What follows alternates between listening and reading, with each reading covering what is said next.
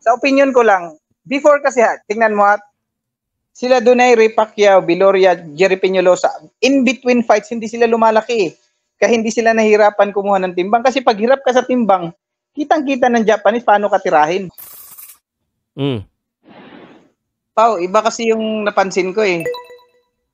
Dati, before, mga boxers natin, in between fights, hindi sila lumulobo. Kaya yung pagkuha ng timbang, madali lang.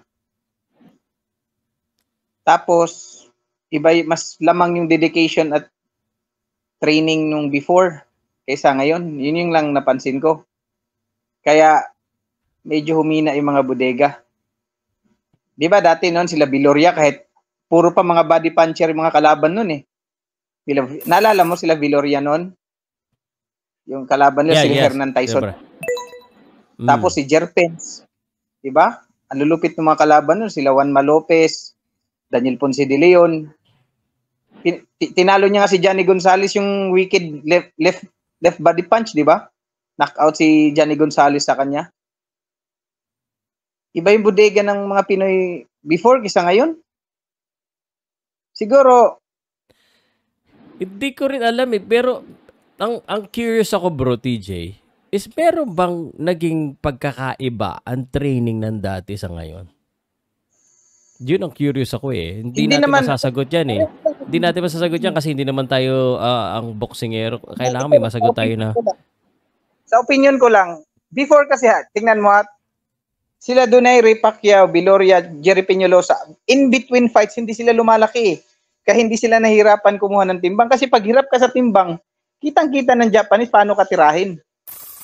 Kitang-kita nila. Yung Japanese kasi, di ba pa pag yung kuha ng timbang, pag halimbawa napansin nila, napiga ka, titirahin ka talaga sa bodega.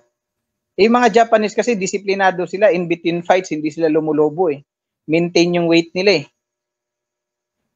Tapos pagkain nila, ano pa, anong tawag nito? Very healthy yung kinakain nila. Tapos kompleto pa sila sa conditioning expert at nutritionist. Kaya nami-maintain talaga nila yung disiplina sa ano. Yung tsaka yung training, iba yung top notch talaga yung training. May lamang konti yung mga training dati. Ikaw pa, sa tingin mo, yung opinion mo lang. Mas masipag sila eh. Sa nakikita ko mas masipag yung mga before.